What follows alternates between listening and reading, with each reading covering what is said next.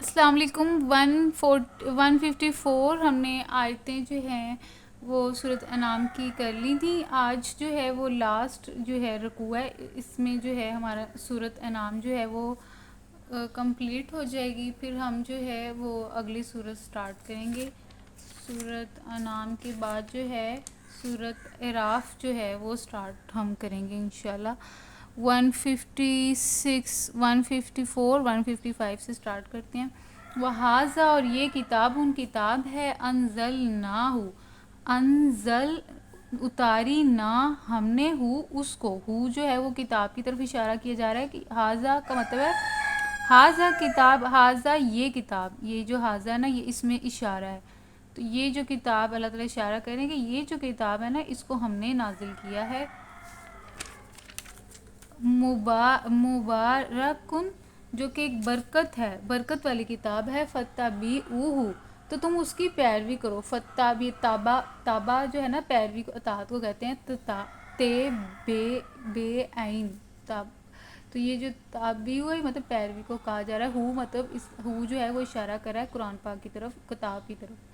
واتقوا تو تم جو ہے پرہیزگار رہو، واتقوا ڈرو، تقوی کی روش اختیار کرو، لعلکم ترحمون تاکہ تمہارے اوپر جو ہے وہ رحم کیا جائے۔ ان تقولوا انما مطلب اللہ تعالیٰ فرما رہے ہیں کہ یہ برکت والی کتاب ہے، اس کی تم پیروی کرو اور تقوی اختیار کرو، پھر تاکہ تم پہ جو ہے وہ رحم کیا جائے۔ اب تم یہ نہیں کہہ سکتے کہ کتاب تو ہم سے پہلے کے 2 گروہوں کو دی گئی تھی۔ اللہ تعالیٰ فرما رہے ہیں ان تقولوا نہیں تم کہہ سکتے انما بے شک انزلہ نازل کی گئی کتاب اعلیٰ طائفتین 2 گروہوں کے اوپر، تو مطلب کہ عربی جو امی لوگ ہیں، ہمارے جو رسول صلی اللہ علیہ وسلم ہے وہ امی تھے نا، اور وہ اور عربی بھی ہیں، عربوں کی طرف آئے ہیں نا ہمارے رسول صلی اللہ علیہ وسلم، ان کی نسل میں سے آئے ہیں، تو اب ان کے پاس تو کوئی کتاب تھی ہی نہیں، اور ان سے پہلے جو 2 لوگ تھے جو کہ کتاب کا دعویٰ کرتے تھے اور اپنے آپ کو بڑا تعلیم یافتہ اور ہدایت کیونکہ ہدایت جو تھی ان کے پاس، اللہ تعالیٰ نے ایک گروہ وہ تھا یہودیوں کا تھا جن کے پاس تورات تھی، اور ایک گروہ تھا عیسائیوں کا، نصرانیوں کا، ان کے پاس انجیل تھی، تو یہ دونوں لوگ تھے، 2 گروہ تھے، ان کے پاس دونوں کے پاس آسمانی کتاب تھی، ہدایت تھی آسمانی۔ تو اللہ تعالیٰ فرما رہے ہیں کہ دیکھو اب تمہارے پاس بھی کتاب آ گئی، اور وہ ہے قرآن مجید، رسول صلی اللہ علیہ وسلم کے تھرو جو ہے اللہ تعالیٰ نے جو ہے اپنے نبی کے تھرو، اپنے رسول کے تھرو اب ہمیں، اور کتاب کے تھرو ہمیں جو ہے ایک ہدایت دے دی ہے کتاب، اب ہم بھی کتاب والے ہو گئے ہیں۔ تو اللہ تعالیٰ فرما رہے ہیں کہ اب جو ہے تم یہ نہیں کہہ سکتے کہ کتاب تو ہم سے پہلے کے 2 گروہوں کو دی گئی تھی اور ہم کو کچھ خبر ہی نہ تھی کہ وہ کیا پڑھتے پڑھاتے تھے، تو اور اب تم یہ بہانہ بھی نہیں کر سکتے کہ اگر ہم پر کتاب نازل کی گئی ہوتی تو ہم ان سے زیادہ راست رو ثابت ہوتے۔ تو اس لیے اللہ تعالیٰ اب ان کی کر رہے ہیں نا، مطلب وہ کہتے تھے نا ہمارے پاس تو کتاب ہی نہیں ہے، ہمیں کیا پتہ کیا پڑھتے پڑھاتے ہیں وہ، اور اگر ہمارے پاس ایسی کتابیں ہوتی تو ہم لوگ جو ہے بڑے اچھے سیدھے رستے پہ ہوتے۔ تو اللہ تعالیٰ نے کہا لو یہ کتاب جو ہے، اور نبی بھی تمہاری طرف آ گیا، کتاب بھی تمہارے پاس آ گئی، تو اب تم یہ نہیں کہہ سکتے کہ تمہارے پاس کتاب نہیں آئی، یا تم یہ بھی بہانہ نہیں بنا سکتے۔ تو یہاں پہ لکھا ہوا ہے ان تقولو تم یہ کہو انما بے شک انزلہ نہیں، مطلب یہاں پہ اب تم یہ نہیں کہہ سکتے کہ کتاب تو ہم سے پہلے کے 2 گروہوں کو دی گئی تھی، کہ انزلہ اتاری گئی تھی کتاب اعلیٰ طائفتین 2 گروہوں پہ من قبلنا ہم سے پہلے، وَإِن كُنَّا اور ہم جو ہے وہ باخبر اور ہم کو کچھ خبر نہیں تھی، ان دراساتہم لغافلین مطلب کہ ہم غافل تھے اسے کہ وہ کیا پڑھتے پڑھاتے تھے۔ دراساتہم درس یہ ہے نا پڑھنے پڑھانے کو کہتے ہیں، اور درس کا جو روٹ کاز ہے وہ دال رے سین ہوتا ہے، دراساتہم کہ وہ دونوں 2 گروہ کیا پڑھتے پڑھاتے تھے، اسے ہم غافل تھے۔ او تقولوا لو ان انزلہ تو اور اللہ تعالیٰ فرمایا ہے کہ نہ ہی تم یہ کہہ سکتے ہو کہ لو ان انزلہ کہ اگر ہمارے پاس نازل کی جاتی کتاب لکنہ تو ہم ہوتے اہدا ہدایت پہ منہم اس پہ، تو اور اب تم یہ بہانہ بھی نہیں کر سکتے کہ اگر ہم پر کتاب نازل کی گئی ہوتی تو ہم ان سے زیادہ راست ہوتے. ہاں ربی ہدن نہیں یہاں پہ لکنہ، بے شک ہم ہوتے اہدا زیادہ ہدایت پہ منہم ان سے، یعنی کہ ان دو گروہوں سے. فقط جاءکم بینہ، تو اللہ تعالیٰ فرما رہے ہیں کہ دیکھ اب آ گیا ہے تمہارے پاس بینہ، روشن نشانی، روشن کتاب، تو اب روشن دلیل، ہدایت، رحمت میں ربکم تمہارے رب کی طرف سے، وہدن جس میں ہدایت بھی ہے، اور رحمت اور رحمت بھی ہے. فمن ازلم، پھر جس نے پھر اس کے آنے کے بعد اب اس سے بڑھ کر ظالم کون؟ فمن تو پھر کون ازلم ظالم ہے، ممن اس سے جو کذب جس نے جھٹلایا بھی آیات اللہ، اللہ کی آیتوں کو، وصدف اور روکا انہا اس کے رستے سے، اور روکا اس سے اس کی طرف آنے سے. سنجزی الذین، اور ہم ضرور جو ہیں سنجزی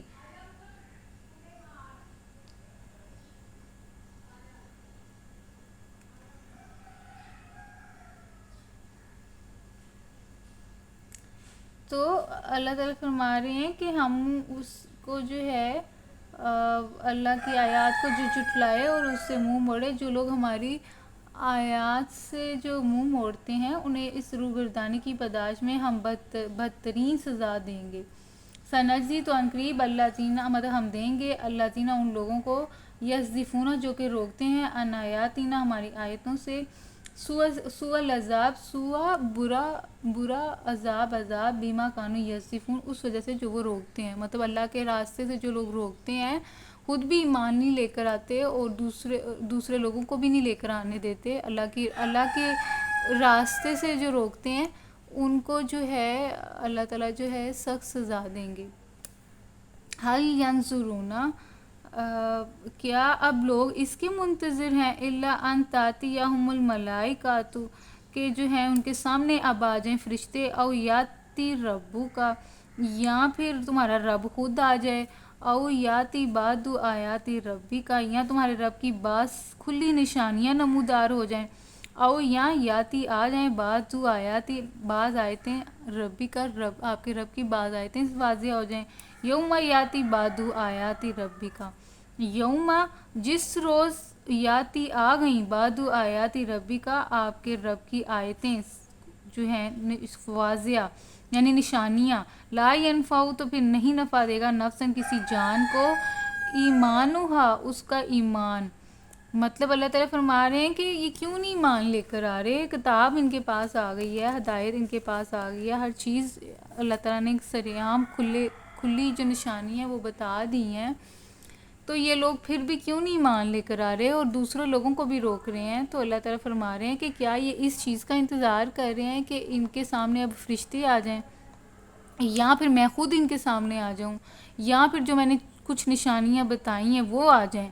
تو اگر تو وہ چیزیں ساری آ گئیں تو اس کو دیکھنے کے بعد اگر یہ لوگ ایمان لے کر آتے ہیں تو پھر ان کو اس ایمان کا میں کوئی فائدہ نہیں دوں گا، کیونکہ جو غیب کے اوپر یقین ہے اس وجہ سے یہ امتحان جو ہے انسانوں کا چل رہا ہے. تو اللہ نے اگر ساری چیزیں دکھائی دینی تھیں تو پھر ہدایت دینے کا، کتاب بھیجنے کا کیا مقصد، انسان کو زمین پہ بھیجنے کا پھر کیا مقصد یہی تھا کہ غیب کی حالت میں کون جو ہے فالو کرتا ہے اور کون فالو نہیں کرتا، یہی چیز ٹیسٹ ہے اور اسی کے لیے جو ہے بھیجا گیا ہے. اور اگر یہ ٹیسٹ نہیں کرنا تھا تو پھر کیا ضرورت تھی کتاب دینے کی. تو اللہ تعالیٰ نے اس لیے دی ہے تاکہ اللہ تعالیٰ دیکھیں کہ کون جو ہے اس کی کتاب کی پیروی کرتا ہے اور بغیر دیکھے. لیکن اگر ساری چیزیں دیکھ لی جائیں گی اور اس کے بعد اگر کوئی ایمان لے کر آتا ہے تو وہ ایمان جو ہے اللہ کو قبول نہیں ہے، اور نہ ہی وہ اس کو قبول کیا جائے گا اور نہ ہی وہ اس بندے کو فائدہ دے گا. اور اس سے مراد ہم یہ بھی لے سکتے ہیں کہ اگر ایک بندہ ہے وہ کافر رہا ہے، جس طرح فرعون تھا، وہ جب ڈوبنے لگا تھا، جب موت اس نے دیکھ لی تو تب اس نے کہا کہ میں ایمان لے کر آتا ہوں، تو تب اس کے ایمان کا جو ہے نا کوئی فائدہ اس کو نہیں ملا. اللہ تعالیٰ نے اس کو جو ہے عبرت کے طور پر اس کی باڈی کو جو ہے وہ زندہ رکھا ہوا ہے تاکہ ہم لوگ دیکھ لیں کہ ایسے لوگوں کا انجام کیا ہوگا. اور دوسرا یہ کہ فرشتے اگر آپ کے سامنے آ جاتے ہیں جو جو انسان کی جان نکالتے ہیں، اگر اس وقت اگر ہم ان کو دیکھ کر ایمان لے آئیں تو تب بھی کوئی فائدہ نہیں ہے. یا پھر اگر آپ کا اللہ سامنے آ جائے یعنی قیامت آ جائے یا قیامت کی نشانیاں جو اللہ تعالیٰ نے بتائی ہیں تو اگر وہ ظاہر ہو جائیں جیسے کہ سب سے بڑی نشانی تو یہ ہے کہ سورج جو ہے وہ آپ کا مشرق سے بجائے مغرب سے نکلے گا، تو تب جو ہے توبہ کا جو دروازہ ہے سارے انسانوں کے لیے بند ہو جائے گا. تو اس وقت جو ہے اگر کوئی ایمان لے کر آتا ہے تو وہ کوئی اس کو اس کا فائدہ جو ہے وہ نہیں ملے گا، کیونکہ اللہ کی جو نشانی ہے وہ ظاہر ہو گئی ہے، جو غیب ہے وہ ظاہر ہو گیا ہے. یہ جو ہے اس طرح اللہ تعالیٰ فرما رہے ہیں کہ اس سے پہلے جو ہے ایمان لے آؤ، عمل کر لو. لا ينفع نفسا ایمانہم لم تکن آمنت من قبل او کسبت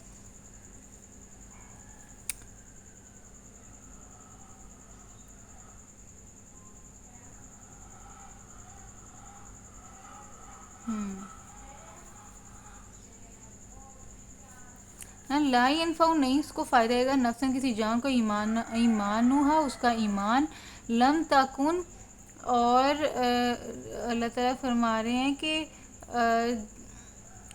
کچھ فائدہ نہیں ہی دے گا، اور جس نے اپنے ایمان میں کوئی بھلائی کمائی نہ ہو.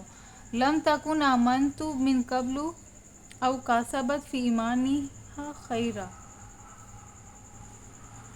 مطلب اس کے اندر تو ہم لوگ بھی آ جاتے ہیں ایمان والے، کیونکہ ہم لوگ جو ہیں وہ ایمان، سب مسلمان جو ہیں ہمارا ایمان ہے اللہ پہ، رسول پہ، کتابوں پہ، آخرت پہ، اس کے فرشتوں پہ. لیکن یہ کہ اللہ اس ایمان تو ہم سب مسلمانوں کے پاس ہے، لیکن اس ایمان سے ہم نے عمل کتنا کیا، تو وہ جو عمل ہے نا اس میں ہم زیرو ہیں. تو یہ جو آیت ہے اس میں ہمارے لیے بھی ہے کہ ہم جو ہے ایمان کی حالت میں بھی اگر کوئی عمل نیک نہیں کرتے تو ہمارا بھی یہی حشر ہوگا. قُلِ انتظروا اِنَّا مُنتَظِرُونَ. تو اللہ تعالیٰ فرما رہے ہیں کہ جس روز ہمارے رب کی محض مخصوص نشانیاں نمودار ہو جائیں گی، پھر کسی ایسے شخص کو اس کا ایمان کچھ فائدہ نہ دے گا جو پہلے ایمان نہ لایا ہو یا جس نے اپنے ایمان میں کوئی بھلائی نہ کمائی ہو. اے نبی صلی اللہ علیہ وسلم ان سے کہہ دو اچھا تم انتظار کرو، ہم بھی انتظار کر رہے ہیں. تو اللہ تعالیٰ رسول صلی اللہ علیہ وسلم سے فرما رہے ہیں آپ انہیں کہیے ٹھیک ہے تم ایمان نہیں لے کر آتے، تم عمل نہیں کرتے تو نہ کرو، ہم بھی انتظار کر رہے ہیں، تم بھی انتظار کرو. ان الذین فرقوا دینہم. تو جن لوگوں نے ان الذین بے شک وہ لوگ فرقوا جنہوں نے فرق ڈالا، ٹکڑے ٹکڑے کیے، دینہم اپنے دین کے، وکانوا شیعان ان بے شک وہ لوگ فرقوا دینہم جنہوں نے اپنے دین کے ٹکڑے ٹکڑے کر دیے، وکانوا شیعان اور گروہوں میں بٹ گئے، لست منہم فی شیء تو یقیناً ان سے تمہارا کوئی واسطہ نہیں ہے. انما امرہم الی اللہ ان کا معاملہ تو اللہ کے سپرد ہے. انما بے شک امرہم ان کا معاملہ الی اللہ اللہ کی طرف ہے. ثم ینبئہم بما کانوا یفعلون تو وہی ان کو بتائے گا کہ انہوں نے کیا کچھ کیا. ثم پھر ینبئہم وہ اسے انہیں بتائے گا، یعنی کہ اللہ تعالیٰ ان کو بتا دے گا جو وہ عمل کرتے رہے ہیں. یفعلون جو وہ عمل کرتے رہے ہیں، فے عین لام فعل ہوتا ہے عمل کرنے کو کہتے ہیں. تو یہاں پہ یہ جو ہے نا یہ اس کی جمع ہے یفعلون، تو اس میں بتا رہے ہیں کہ جو سب عمل کر رہے ہیں ان کے بارے میں اللہ تعالیٰ ان کو بتائے گا آخرت والے دن. تو اس سے مراد یہ ہے کہ ہم اپنے دین کے ٹکڑے ٹکڑے نہیں کرنے چاہیے، گروہوں میں نہیں بٹنا چاہیے.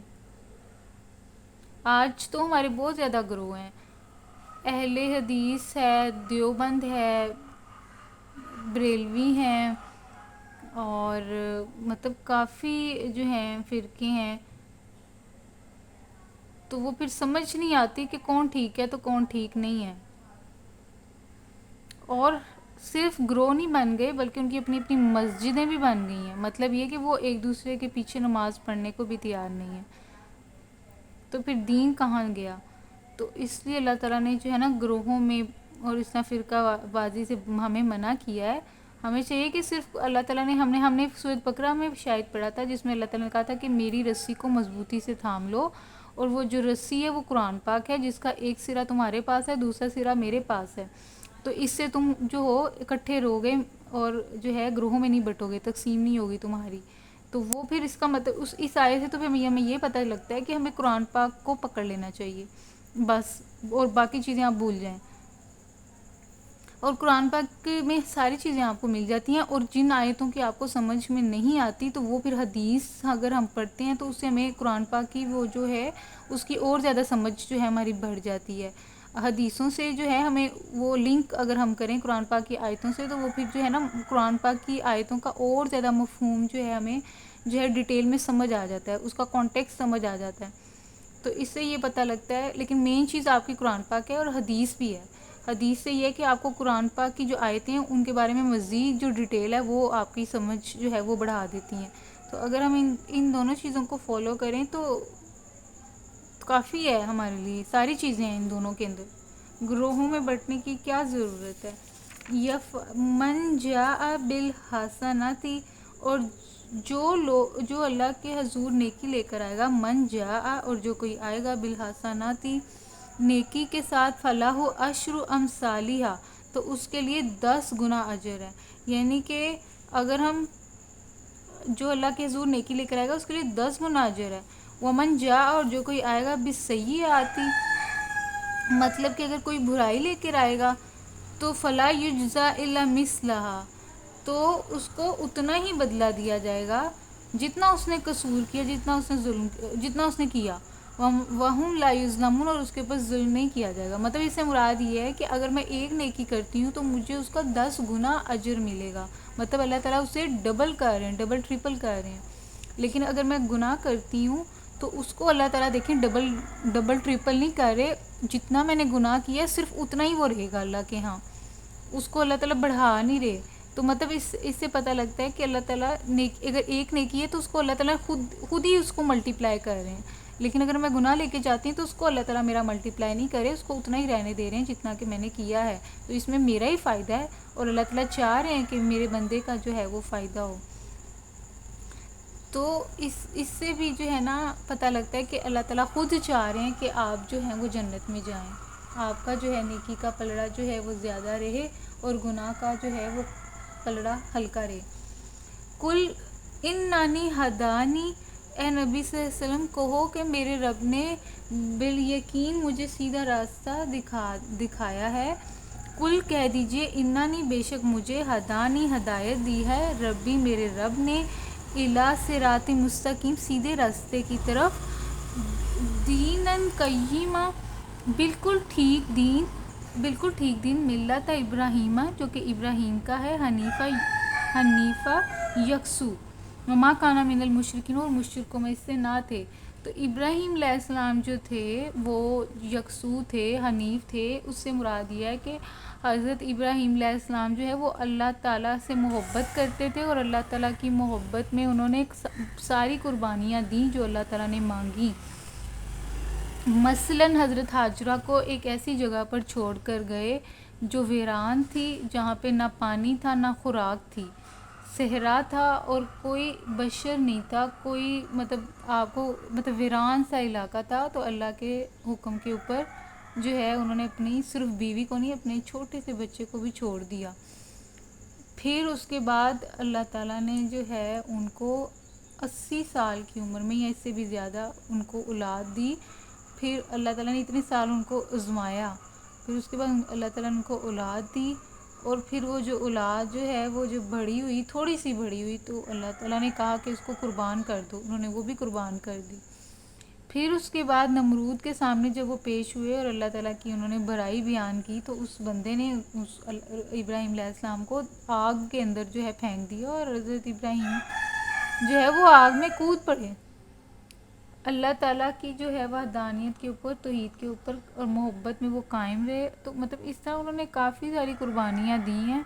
تو اللہ تعالیٰ نے پھر اس وجہ سے ان کو جو ہے اپنا خلیل اللہ کا جو ہے وہ خطاب دیا ہے, اور قیامت تک کے لیے وہ جو ہے ہمارے وہ امام رہیں گے. اور ان کی جو قربانی جو ہے اس کو جو ہے یاد رکھی جائے گی کہ انہوں نے جو ہے اللہ تعالیٰ کی محبت کو نمبر 1 پہ رکھا، اور باقی جو محبتیں ہیں ان کو انہوں نے اللہ تعالیٰ کی محبت پہ قربان کیا.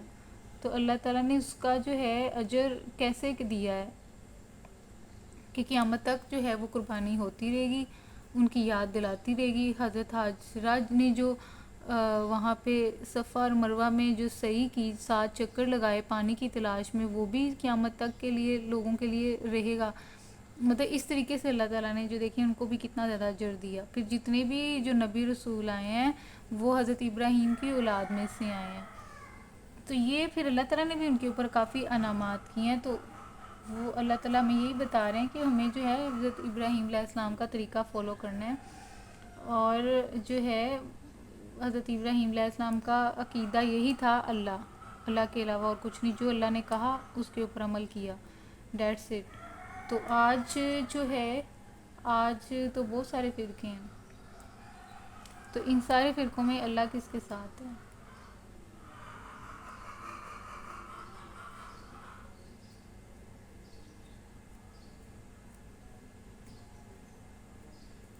تو اللہ تعالیٰ فرما رہے ہیں کہ وہ مشرک نہیں تھے، وہ تو ایک اللہ کو ماننے والے تھے. کل ان صلاتی و نسکی، تو کہہ دیجئے کہ میرا جو ہے میری بے شک صلاتی میری نماز، و نسکی اور میرے مراسم، و ماہیا اور میرے جو جینا، و مماتی اور میرا مرنا، رب العالمین رب کے لیے ہے. میری نماز، میرا جینا، میرا مرنا سب کچھ اللہ تعالیٰ کے لیے ہے. لا شریک لہ، اس کا کوئی شریک نہیں. سب کچھ اللہ تعالیٰ کے لیے ہے اور اس کا کوئی شریک نہیں. وَبِذَالِکَ أُمِرْتُ، اور اسی کا مجھے حکم دیا گیا ہے، اور سب سے پہلے سر اطاعت جھکانے والا میں ہوں. وَبِذَالِکَ أُمِرْتُ وَأَنَا، اور میں اول پہلا ہوں، مسلمون سر جھکانے والا. قُلْ أَغَيْرَ اللہِ، تو کہہ دیجئے کیا میں اللہ کے علاوہ کوئی اور تلاش کروں، ابغی ربًا، کوئی اور رب تلاش کروں، وہو رب، اور وہ میرا رب ہے، کل شیء، جو کہ ہر چیز کا رب، وہی مطلب وہو رب کل شیء، اور وہ رب ہے کل شیء، ہر چیز کا. تو مطلب اللہ تعالیٰ یہاں سے اس کی دیکھ لیتے ہیں ڈیٹیل. اچھا، کہو کہ میری نماز، میرے مراسم، یہ جو مراسم ہے اس سے مراد لی جا رہی ہے نسکی کا ورڈ ہے یہ، مطلب کہ قربانی، بندگی اور پرستش کی دوسری تمام صورتوں پر بھی ہوتا ہے. ٹھیک ہے، مطلب میری نماز، میری قربانی، میرا جینا، میرا مرنا اللہ کے لیے، اس کا کوئی شریک نہیں. اسی کا مجھے حکم دیا گیا ہے، اور سب سے پہلے سر اطاعت جھکانے والا میں ہوں. کہو کیا میں اللہ کے سوا کوئی اور رب تلاش کروں، حالانکہ وہی ہر چیز کا رب ہے. مطلب کہ کل کہہ دیجئے اغیر اللہ ابغی، کیا میں اللہ کے علاوہ کوئی اور رب تلاش کروں جبکہ وہ رب ہے ہر چیز کا. ولا تکسب کل نفس، اور ہر شخص جو کچھ کماتا ہے اس کا ذمہ دار وہ خود ہے. ولا تکسب کل نفس الا علیہا، تو مطلب نہیں جو کماتا کوئی نفس مگر یہ کہ اس کا وبال اسی کے اوپر ہے. ولا تازر وازرۃ وزر اخری، اور کوئی بوجھ اٹھانے والا کسی دوسرے کا بوجھ نہیں اٹھائے گا. مطلب یہ کہ جو میں کماؤں گی چاہے نیکی ہے یا برائی ہے تو وہ میرے اوپر ہی ہے. ولا تو کوئی بھی میرا بوجھ کوئی دوسرا نہیں اٹھائے گا. ثم الی ربکم مرجعکم، تو ہم سب نے جو ہے وہ اپنے رب کی طرف پلٹ کر جانا ہے. فینبئکم، تو پھر وہ بتا دے گا، بما کنتم فیہ تختلفون، جن چیزوں میں بھی تم اختلاف کرتے رہے ہو، جو گروہ بنے ہوئے ہیں، تو اللہ تعالیٰ آخرت میں بتا دے گا کہ کون سا گروہ سچا ہے اور کون سا جو ہے غلط ہے. اور وَهُوَ الَّذِي جَعَلَكُمْ خَلَائِفَ الْأَرْضِ، تو اللہ تعالیٰ نے جو ہے، یہاں سے ہم ڈیٹیل میں پڑھ لیتے ہیں. ہر شخص جو کچھ کماتا ہے اس کا ذمہ دار وہ خود ہے، کوئی بوجھ اٹھانے والا دوسرے کا بوجھ نہیں اٹھاتا. پھر تم سب کو اپنے رب کی طرف پلٹنا ہے، اس وقت وہ تمہارے اختلافات کی حقیقت تم پر کھول دے گا۔ وہی ہے جس نے تم کو زمین کا خلیفہ بنایا اور تم میں سے بعض کو بعض کے مقابلے میں زیادہ بلند درجے دیے، تاکہ جو کچھ تم کو دیا ہے اس میں تمہاری آزمائش کرے۔ بے شک تمہارا رب سزا دینے میں بھی بہت تیز ہے اور بہت درگزر کرنے اور رحم فرمانے والا بھی ہے۔ وَهُوَ الَّذِي، وہی ہے جَعَلَكُمْ جس نے بنایا خلائف الارض تمہیں زمین میں خلیفہ، یعنی کہ اللہ تعالیٰ نے ہمیں خلیفہ بنایا ہے، تو اب ہمیں اس خلیفہ کا کام یہ ہے کہ جو اللہ نے ہمیں آرڈرز دیے ہیں قرآن پاک کی صورت میں، وہ آرڈرز جو ہیں ہم امپلیمنٹ کریں، ہم اس کو نافذ کریں دنیا کی زمین کے اوپر۔ جو زمین اللہ تعالیٰ نے انسانوں کو دیا ہے، تو انسانوں کو چاہیے کہ وہ اس زمین پہ اللہ کا نظام قائم کریں۔ وہ نظام جو ہے اللہ کا، وہ قرآن مجید ہے، اور وہ نظام جو ہے وہ رسول صلی اللہ علیہ وسلم نے امپلیمنٹ کر کے دکھا دیا ہے ریاست مدینہ کی صورت میں۔ تو وہ اب ہماری ذمہ داری ہے کہ ہم دوبارہ جو ہے ریاست مدینہ کریٹ کریں، جو کہ پوری دنیا کی زمین کے کسی بھی ایک حصے میں بھی ریاست مدینہ کا تصور نہیں ہے۔ مطلب یہ کہ پوری دنیا کے اندر جو ہے وہ سود کا نظام ہے، معیشت ہماری سود کے اوپر ہے، اور سیکولرزم ہے، اللہ کو نکال دیا گیا ہے، مذہب کو نکال دیا گیا ہے، دین کو نکال دیا گیا ہے، اور جو ہے حکومت جو ہے وہ سیکولرزم کی ہے۔ مطلب یہ کہ انسان کا جو نفس ہے وہ فیصلہ کرے گا کیا صحیح ہے کیا غلط ہے، مذہب کو سائیڈ پہ کر دیا ہے۔ تو یہ ساری چیزیں ہیں جو کہ آج لیکن یہ کہ کافر تو ایسے کریں گے، لیکن ہمیں جو ہے ہماری ذمہ داری ہے کہ ہم جو ہے وہ قرآن پاک امپلیمنٹ کریں۔ وَرَفَعَ بَعْضَكُمْ فَوْقَ بَعْضٍ دَرَجَاتٍ، اللہ تعالیٰ نے کسی کے درجے بہت زیادہ بلند کیے ہیں، تو مطلب اللہ تعالیٰ نے ہر ایک کو کیٹیگرائز کیا ہوا ہے، درجے دیے ہوئے ہیں۔ تو اس سے مراد تو جس طرح اب رسولوں کا، نبیوں کا ہے، اور پھر اولیاء اللہ ہیں، مطلب ان سب کو بھی جنت کے سب کے درجے ہیں، سب سے اوپر پھر سب سے لوئسٹ، مطلب آپ کے جیسے جیسے مال ہوں گے ویسے ویسے جنت آپ کو ملے گی۔ تو یہ بھی ہے، اور دوسرا یہ کہ اگر آپ کو اللہ تعالیٰ نے سب کو ایک جیسی کنڈیشن ہی دی، ہر انسان کے اوپر ڈیفرنٹ سچویشن ہے، تو اللہ تعالیٰ نے سب انسانوں کی ڈیفرنٹ سچویشن رکھی ہوئی ہیں، اور ڈیفرنٹ سچویشن میں وہ جو ہے ان کی آزمائش ہوگی، اور اس کے لحاظ سے جو ہے نا اس کے درجے ہوں گے۔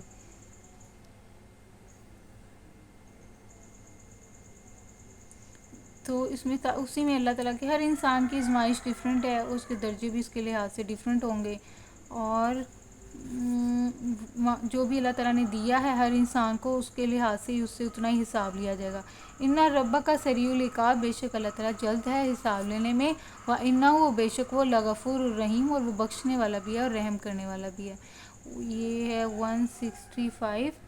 ہماری سورۃ انعام یہاں پہ کمپلیٹ ہو گئی ہے، تو انشاءاللہ نیکسٹ لیکچر میں ہم جو ہے وہ سورہ اعراف سٹارٹ کریں گے۔